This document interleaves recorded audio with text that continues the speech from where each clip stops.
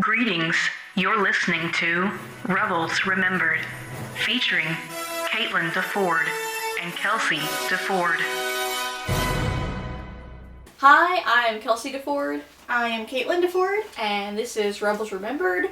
We are on Season 2, Episode 6, Brothers of the Broken Horn.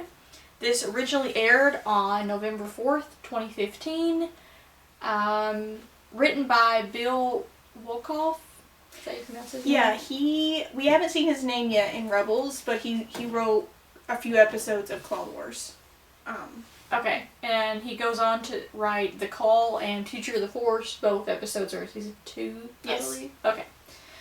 This is directed by Sal Ruiz, this is his first time directing, and he was originally a 3D story artist on Clone Wars. Again, it's very important that we bring that up because a lot of people think that once Disney once the show got canceled because Disney bought the IP, they think that they just had a completely different studio. I guess they did, but it was the same staff, essentially, from Clone Wars. Okay, the synopsis for this one is, trying to escape the pressure of being a Jedi, Ezra responds to a distress call with Chopper. However, the ship in distress belongs to Hondo Anaka, who has an offer for Ezra. Okay, we've been dragging our feet on doing this one because... And it really wasn't that bad, in my opinion. We're probably going to get into it over that, in my opinion. Yeah.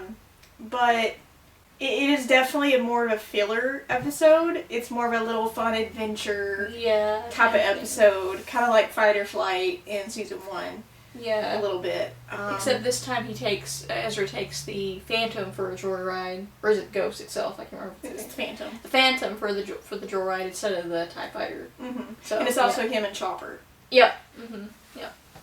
And I guess we'll get into it later, why this episode is important, if it's needed. We'll get into that too. We're going to get into it, yeah. Do you want to do the trivia first? Yes, I thought this was interesting because I love art. So at one of the hub stations that Ezra and Hondo get to, there are actually posters. And I found this interesting because I forget that in this galaxy, there's other, like, I don't want to say businesses going on at this time, but, like, there's a poster for the Imperial Navy, and they're talking about how they're going to protect the galaxy. There's a financial business poster, interestingly enough. Does it say what business it is?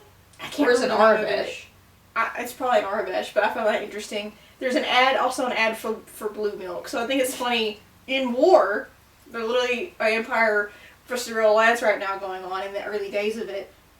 I keep forgetting there's other stuff going on. It just a question like, how far reach does the Empire have? Is this still a free enterprise where anyone can do business, or is it mostly like market stuff? That's interesting to think about. That was interesting. Also, the favor that Ezra owes Vizago at the end of Season 1 when he was needing to know information about Kanan, that comes back into play in this episode. The music Hondo is listening to when he first is introduced in this episode is the same music heard in his Pirate's Den in Clone Wars. Now, this was my first thing of Hondo. I had heard of him, and I knew what he looked like, for some reason, but I'd never actually caught an episode of Clone Wars with him in it. I will say, I know a lot of fans, when Season 2 trailer premiered and he's in it, "We're off on an adventure" is the line that Jim Cummings is back voicing him. He voiced him in the Clone Wars. His design is so different from Clone Wars. And I feel like, part of it is that he's older. He's like kind of like Rex and the others. But I don't know. I was looking at his design the other day, and it's like a completely different character entirely. Oh, really? Stylistically, Rebels and Clone Wars, while they are the same studio, it's different approaches. Yeah. I'm not saying it's bad necessarily. I just know a lot of fans were not happy with the design choice. The design choice for Hondo in this episode. Yeah.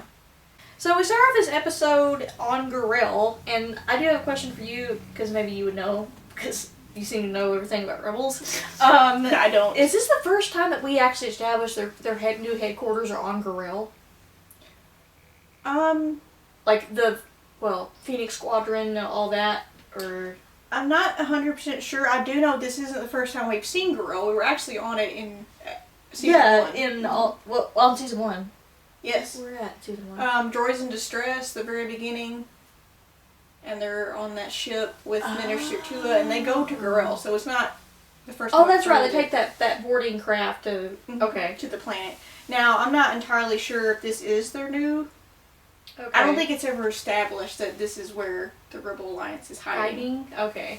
And Ezra is doing blaster training with Rex, using Chopper as a target, of course, while holding up a stormtrooper's helmet. This lesson is interrupted by Kanan. And you sort of get this thing with Ezra. This kind of sets it up that he's very overwhelmed. Mm-hmm. Because he's trying to do Jedi training. That's why Kanan gets on to him, like, where were you? You're supposed to do Jedi training. And then he's like, well, I've got blaster training too. And then later we just see all these sort of responsibilities on him. Because he's still like 15. He's still a kid. Yeah, and also Rex and Kanan get into it. Again. Rex, like, he needs to be training because he's as a soldier. Mm-hmm. And Kanan's like, no, he's a Jedi. Mm-hmm. And then Ezra has that little sad little moment where he's like, what if I want to be either? Because of all these responsibilities that are being placed upon me with each one, you know? Yeah. Because I think that sort of carries over from the last episode when Kanan and Rex are still fighting with each other about how do we train, Ezra or whatever. But I think for Ezra, it's just, he's a kid, And I will say in Rebels, I feel like a lot happens off screen that we don't see. I feel like, and it's kind of established in the last episode too, that ever since Rex has been brought aboard, Kanan and him have been just disagreeing on everything. Yeah, that's true. So Sabine shows up with orders to return to the ship for a meeting. In the common room, they're gathered around a table where Sato, via hologram, so I guess Sato's not currently on Gorilla. I'm not sure. It begs the question where Phoenix Squadron is at this point, but so he tells them that there is this colony on the planet Rin, which is a frozen planet, where they're experiencing an energy crisis and they need to find a new supply of fuel cells to power heat, otherwise everyone's going to freeze to death. I don't know much about the planet Rin. I'm sure there's probably a whole Wikipedia I'm sure, page about. like, when we went into the Inquisitors, there's a whole Wikipedia page about the Inquisitors. I'm sure there's a whole one for Rin, too. Yeah, Rin, so or whatever it is. Ezra, of course, suggests they go check out the black market, and surprisingly, everyone's like, yeah, let's do that, I thought everyone would be like, no, we're not doing that, but, again, desperate times, With the briefing over, everyone leaves to head out, except Ezra and Chopper, and then Hera comes in. Like, hey, I got something else that you need to do. Another thing that you didn't do that I asked you to. She says to clean the scorch marks off the Phantom. And I brought this up to you when we were watching. I'm like, it's gonna get busted up again. Why are we cleaning it? Maybe it's like, if it was an exhaust port or something crucial.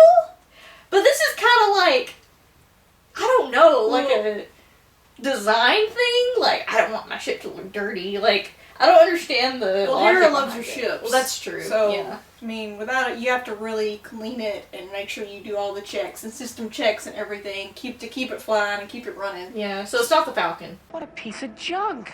And I guess she's trying not to have the Millennium Falcon. But, I don't know, I was kind of like, if it was something more important than just scraping off scorch marks, like maybe I'd be on her side, but I don't know. Yeah, and what's funny is Chopper laughs at him and she's like, you're gonna help him. Yeah. You got Rex in one ear and Kanan in the other, and now you got Hera, and it's like... I think the audience specifically felt his frustration. Maybe that's what the whole... I think so too. I think it was looking at things through Ezra's point of view. He does say the words, I wish we could go back to where things were simple. So I don't know if he's referring to before they were with Phoenix Squadron or when he was just by himself. I don't really know. It makes me... I really feel like it was when he was younger and all he was doing was stealing to survive. He wasn't with a ghost crew. He didn't have all these responsibilities. He didn't have any discipline, though. Which Kanan would cover on that. True.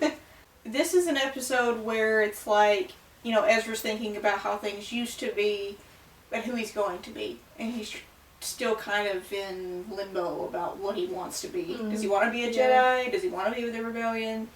But I also feel like, what I said earlier, if this episode was really warranted, I feel like we've already seen that growth. Well, yeah, I mean, he's grown quite a bit as far as a character, and we've talked about those moments in other episodes of season 1 and season 2. So yeah, I do think, I don't know if necessarily I see it as a character regression, or it's just him being frustrated. Yeah. So anyway, while Chopper and him are cleaning off the scorch marks off the Phantom, they get a distress signal from Zago's ship, the Broken Horn. Ezra sees this as an opportunity to get out of cleaning duty, one. And second thing, square things with Zago since he's owed a favor, which that calls back to Rebel Resolve? Yeah, season 1. Yeah, when Vizago gave them the information to rescue Kanan. They decide to board the Phantom. And I think it's really funny that he's like, I could fly, and like for a minute it kind of rocks a little bit. You're like, I don't know, Ezra. I mean, I have a lot of faith in you, but that was a shaky takeoff there. Yeah. So they come into contact with Vizago's ship. So they don't get any reply communication-wise, so they board it. Which to me, I don't know if I'd board it if I didn't hear anything. No, I don't think I would either. I think, yeah, maybe that's just Ezra being a Jedi. Like, maybe you should make sure this guy's okay, you know. Or him being cocky. No, that's fine. Yeah, or that. Could be that. So they begin to dock the Broken Horn. They find the place quiet and deserted. And even though this came out in November, I still think it's pulling tropes from the scary, kind of spooky things that were left over from Always To There Are, because you got those droids that are just kind of like standing around and kind of creepy. And Chopper's scared to death, like he was in the last episode, because they get separated again. Chopper, very conveniently, and this is sort of some of the things in this episode that I have issues with, is he very conveniently comes across a supply of power generators. The exact same ones they're looking for. So not only is a power generator, it's the one that you're They needing. need. Yeah. Yeah. So this is where we run into Hondo, who's on the main bridge, and he reveals himself as the new owner of Azago's ship. Which, even if you don't have any preconceived notions about Hondo, I do think that the way he carries himself is very Lando-like. Just the way he carries himself. So even if you have no preconceived notions of this character, you're kind of like, I don't know, are you the owner of this ship? Yeah, he says he lost it in a game of Sabacc. And actually, I don't learn nothing. Actually, when we rewatched this episode, I truly thought he lost it in a game of Sabacc. I thought he was telling the truth. I really did. I had my doubts, it's just I couldn't remember how. But then I was like, wait, I know Vizago's in this episode. Where yeah, is he? I know he's on the ship, but where, you know. So Ezra very smartly doesn't want to reveal what his identity is. One, because he's a Jedi. Two, it's something that he's always kind of done up at this point. Like, he's called himself Jabba, now he's calling himself Lando, and he's sort of taking other people's identities. And he's a Jedi, so you don't want anyone to know that part.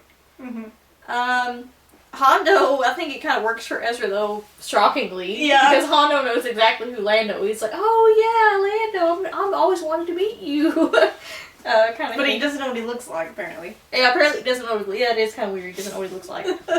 Someone that did know a little bit about him from Clone Wars, I was on edge the entire time that Hondo was actually around Ezra, because, I don't know if you know this, but there's an episode where he kidnaps Obi-Wan, Anakin, and Dooku, and tries to ransom them all for money because... Oh, interesting. So, when I was like, oh crap, like, it kind of popped in my mind. I was like, good thing that you didn't tell him who you were. Who you were, yeah. But also, Hondo's just really weird. He's one of those characters where he's in it for himself.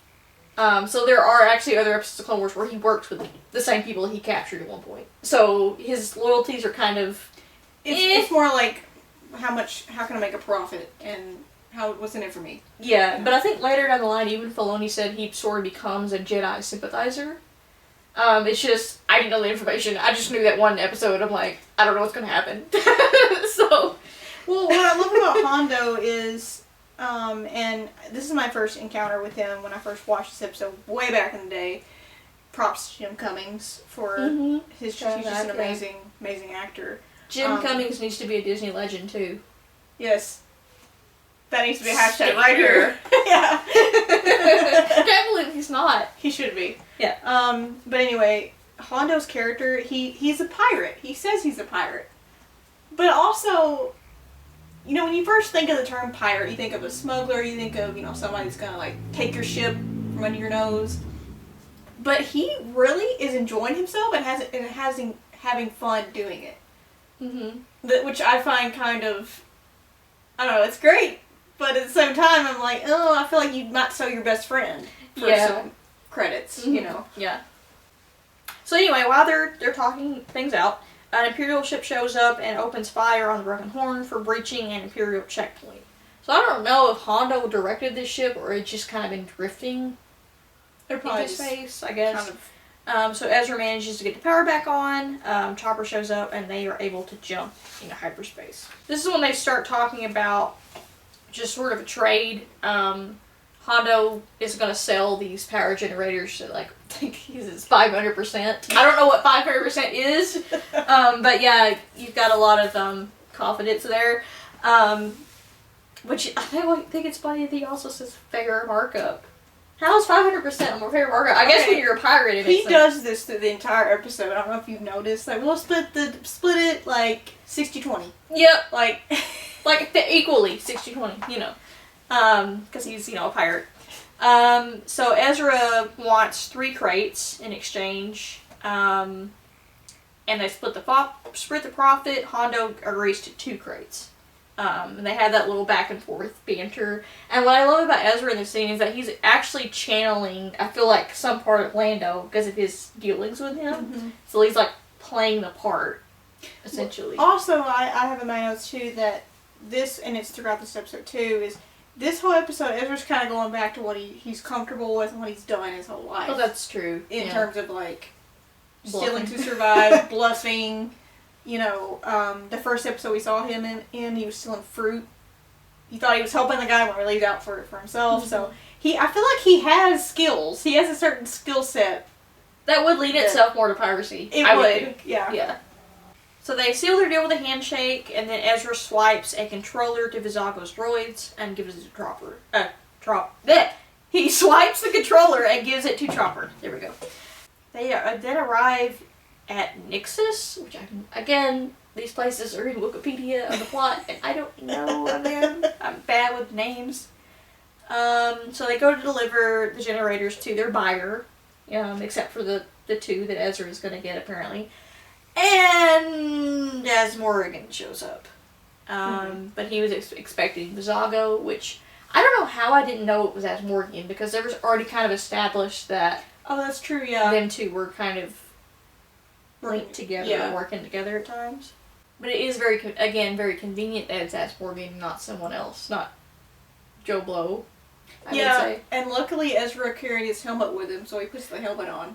Oh yeah, I forgot about that part. Mm-hmm. Mm-hmm. So, because he's gonna know who he is. Hondo, of course, puts on this air like, oh, he's indisposed, and you have to buy with me now. It's perfectly fine. No, it doesn't matter. No kind of thing. And as Morgan's like, no, I've been burned too many times. I kind of need to trust, or at least know the person that I'm conducting business with. I have to say it, as Morgan's like, he calls him washed up and like old and stuff, and he's like, he replies with, no, let's leave your wife out of this. Every time I see that, I'm like, I go, oh! And then like, dang! And then I can't hear the next line, because I'm freaking out over that comeback that he has to Morgan. Washed up old relics. Come now, let's leave your wife out of this. There is no need for such impropriety among thieves. So, as Morgan's, of course, not pleased with this, and he apprehends both Hondo and Ezra, and they're placed onto a loading dolly, which I don't think at this point we've ever seen these used in the show. He threatens to launch them into space. Oh, yeah, he does know Hondo because he says there's a bounty on his head. Okay, yeah. So, yeah, he does know him. Okay. So we're going to launch them into space, and then he also finds out that Ezra is Ezra. Because, yeah. And then I love that part where Hondo's like, no, that's Lando Calrissian. He's like, that's not Calrissian. Yeah, and then he's like, you lied to me? I knew I liked you. Like, these little lines that are so funny that he has. So as Morgan's having a good day, because he's not only going to launch Ezra, who getting revenge on him, launch out Hondo, collecting money, and collect all the crates. So he's having a very good day. So far. So far. But Chopper, he left Chopper with I forgot about with Chopper. the crates, and he left him with the droid controller, or whatever. Which I think that was a smart move on Ezra's part, because I think at this point you gotta be careful before you walk into something like this. And just not trust openly. Oh yeah, With it's the because crate. as Morgan notices that crates are missing, it's because Chopper has them, and I remember this shot. He literally has like little blasters in his hand. He like raises them up, and he just starts firing and shooting. And I think that's when you said his nickname, Murderbot. Yeah. I mean that would be. Can you imagine it's a robot just fire, like actual weapons at you? Like that's terrifying in itself. As Morgan opens fire and Hondo and Ezra take cover, Ezra gets his lightsaber back and also returns fire. And I will say this thing about Ezra in terms of this whole episode, he's like, I'm not sure if I'm a Jedi. But literally, stuff he does in this episode proves otherwise. Yeah, I agree. You see his combat ability has improved, his combat with a lightsaber is improving. The part where, he gets off the little dolly, but Hondo's still there. Because he's wanting... Oh yeah, because conveniently, again, the crates fall into his lap. He's like, I'm rich! I'm gonna die! And Ezra saves him with the Force. So and Ezra didn't have to do that. No. He could, this guy knows who I am, or I guess knows I'm a Jedi now. You could have just let him go into space. Mm-hmm.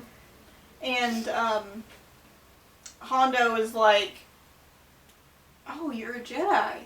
No, I think for you were probably like, ooh, don't... And the sad part is that they had to do that right before the commercial break.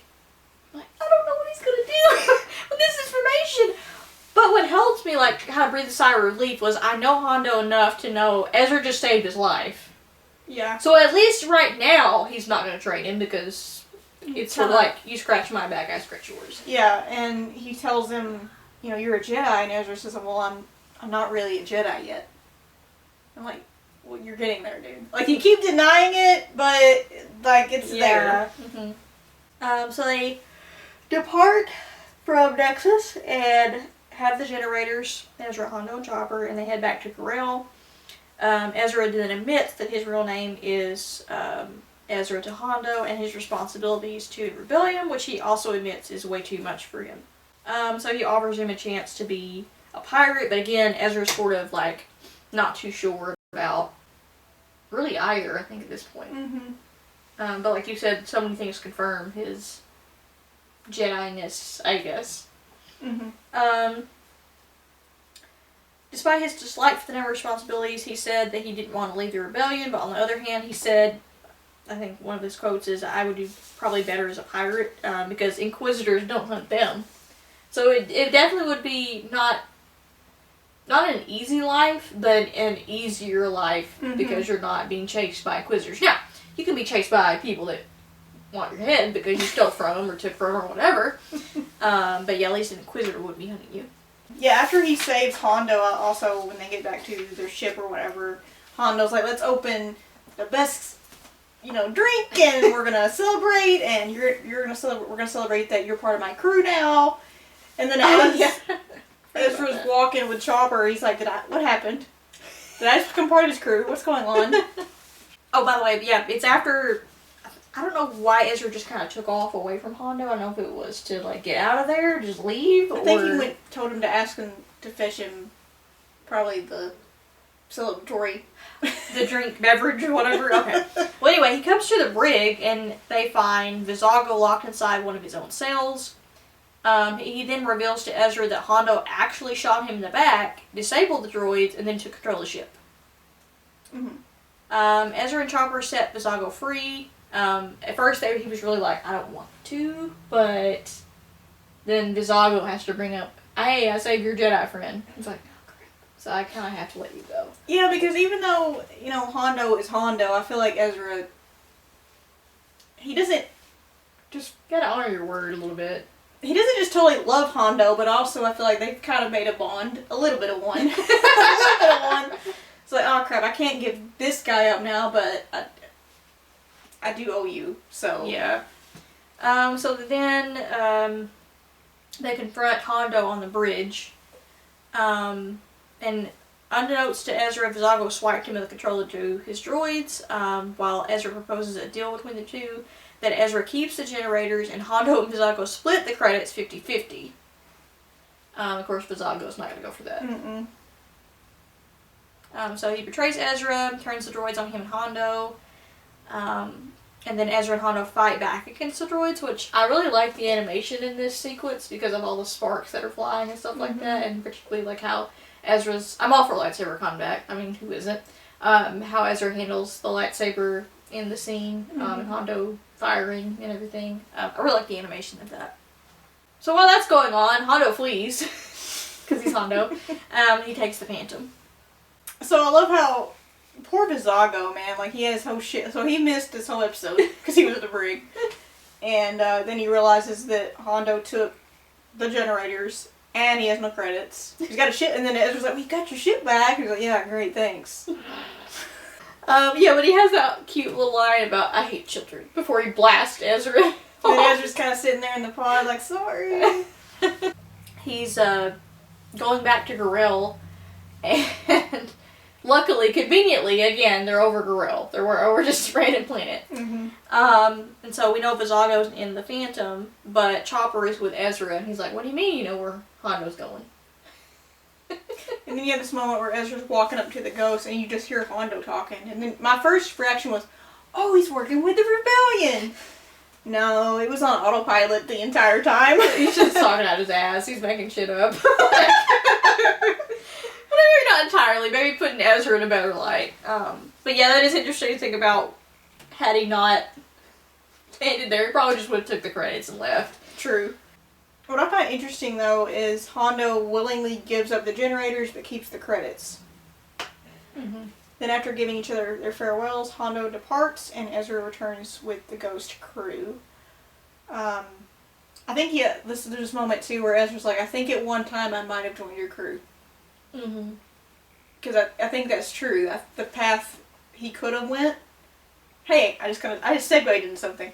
The path he could have went on was that trajectory, because that's what he was doing when he was on the fall. I think so. I think had Ezra not been picked up by... Now, I think he would have retained some Force ability. As far as being trained as a Jedi, I don't know. I think he had all the markings of being a bounty hunter or a pirate. Right. And then Kanan tells him, "You're on a different path now."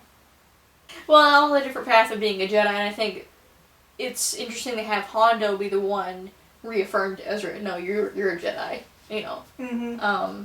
You denied it this whole time. thing, this Yeah. whole episode, but really... Now, are you a Jedi yet? No, but you have all the makings of one, and all the signs are there. Yeah. So, I'm going to get into this here. We're getting into our rating, or are we going to get into the episode? So, like, Ezra has this moment where he says, "That's not who I am anymore." Mm-hmm. And I think I talked about this in the beginning, where did we really need this episode to confirm... Maybe it was more about him figuring out if he really wanted to be a Jedi, maybe. I saw it as that, but I also saw it as, you know, even Kanan's like, "Oh, you took a joyride," you know. Not even upset, really, at him. Yeah. So, because I think Kanan... If you know Kanan's backstory, he was kind of like the same way. Mm-hmm. Plus, you have to admit, Ezra's a child. I mean, 15's not really old to be in a whole rebellion and war and all of that. But I also think maybe it was just an episode just to have him go on a joyride. I think they tried to make it seem more than that, but to me, it's almost like if you give too much weight to that, it's like you're regressing the character in a way. Yeah. So to me, I mean, they tried to make it seem like, oh, he's unsure about if he wants to continue being rebellion. We did see some of that, but I really think it was just a joyride episode. But also, guys, there's another piece of this puzzle. Kanan and Rex are still... Did not solve any of that, but again, Nope. should it? What was your rating for this episode? I don't think I wrote one down. I have 5 out of 10, just because... I was gonna say, how come I'm always we're always one off. Like, I was gonna say 6 out of 10 for me. It's not a secret that it's not a favorite one of mine. There's a reason it took us forever to kind of record this one. I like Hondo's like little lines and one-liners. It's just, as a whole episode, if you're looking at the season as a whole, it's not up there with some of the episodes that we get to that are, to me, I think hold more emotional weight. But I think as a episode standalone of having this little adventure, it's okay. It's a nice one to grab some popcorn and a soda in your PJs and watch late at night, you know? Yeah. Just have a little fun little adventure. So it also just begs the question to me is like, was it written specifically to be this fun little adventure? Was it written to be Ezra struggling with his responsibilities? Was it written to be just an episode to introduce Hondo? If you haven't seen some of the episodes in Clone Wars, I would encourage you specifically to, because he does have a complicated relationship with Obi-Wan. Okay, interesting. So, yeah, I want to say it's not confirmed, but some of the Jedi he speaks of, I think he's calling back to Obi-Wan. Okay, I did not know that. But yeah, just to put that I'm gonna have to go and look that up.